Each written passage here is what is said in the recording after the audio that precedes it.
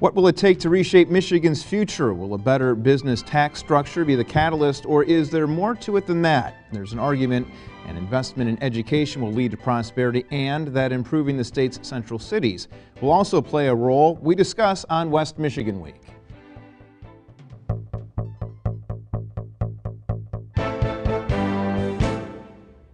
And thank you for joining us on West Michigan Week. On the panel, flying solo, Carol Valade, Grand Rapids Business Journal. Patrick. Good evening to seeing you here.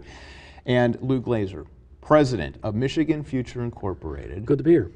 You've been here before. I have. And we love having you here because the study just gets better and better and better. Well, and not so much. Well, it continues to prove a point. Right.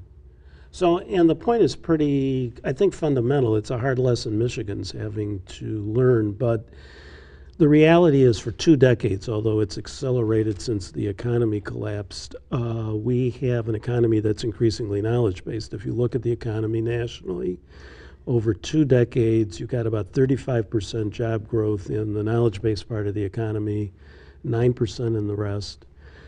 And the knowledge part of the economy now has average wages of $60,000, the rest of the economy $33,000. So both job growth and high wages are concentrating in knowledge-based part of the economy.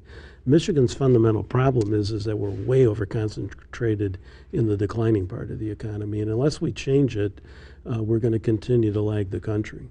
I want to go back just a little bit, Lou, and talk about the study. This has just been released in the last few weeks. Yes. And you were working with University of Michigan. I was going to say of Ann Arbor, Yeah.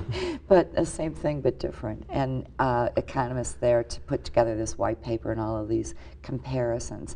And so this is broad. You looked at every region in the United States. Correct. So we looked at all the states and the 55 metros in the country, including Grand Rapids and Detroit, that have populations of 1 million or more. And we looked at them, most broadly over a 20-year period to see what's been happening. And, the basic pattern is that the states across the country that are doing the best are either following 2 paths. For states like Wyoming and Alaska, they've got oil and natural gas, so high energy prices are making them prosperous. Everybody else is prosperous because they're concentrated, as we talked, in the knowledge economy. Most important, they have a high proportion of their adults with a 4-year degree, which is the single biggest predictor of income. Adults with a 4-year degree. It is trumping everything. It trumps taxes, it trumps weather, which is sort of this crazy excuse we have in Michigan why we're not doing well. It trumps everything, and Michigan's 36th in college attainment. That's our big problem. And in those states, they've got a big metro that's even more prosperous than the rest of the state, anchored by a vibrant central city. Those are the characteristics. It's not policy-driven. It is education attainment-driven, particularly in big metros and central cities. Education, knowledge economy. What businesses then are you seeing highlighted in that? Exactly. So we've been trying to get people to focus on the notion that the knowledge economy is much broader than high tech. There's this notion that it is healthcare, education, finance and insurance, this cluster now that's called information, which includes the media, old media, new media, software and telecommunications, and then this broad category that's business and professional services, which are law firms and engineering firms and architecture firms, all the rest. That is the knowledge economy. It's 45% of the jobs in America, 60% of the wages in America, and all of the job growth in the country for the last 10 years. And you're saying Michigan as a whole ranks it's dropped 19 places just at what, in the last 10 years? Exactly. As a survey? Exactly. Dropped another 19. Yeah, exactly. So it's interesting. We built America's middle class, mass middle class in the 20th century, and we had a 100-year run, which is terrific. But that run was based on largely high-paid, low-skill, predominantly factory work. So we get to 2000, we're still 18th in per capita income. We're still in the top 20. In 2009, we're 37th. That's at 19. No one has fallen that far that quick ever since the Fed started keeping statistics in 1929, and it is because the factory-based economy, the low education attainment economy collapsed, the knowledge economy is rising. And is Grand Rapids sector doing any better than the rest of the state?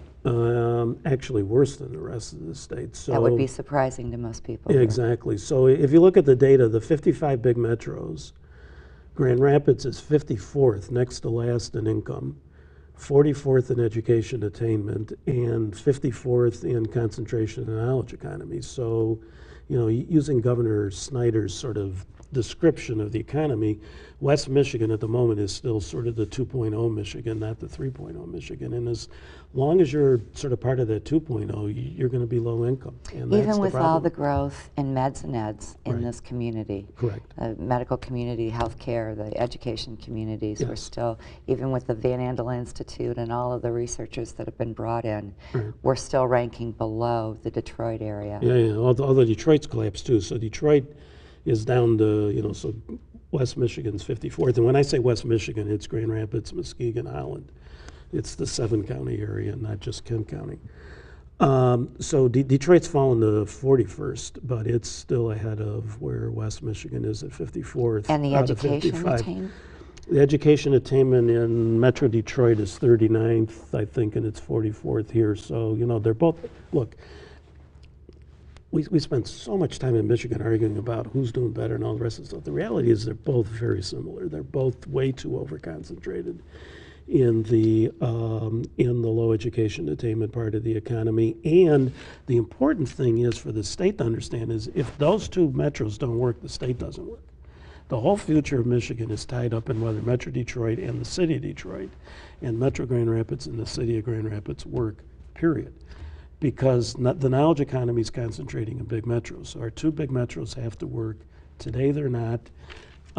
They have similar challenges and should really be working together to try to figure this out as opposed to fighting with each other. What's It's nuts. the suggestion list?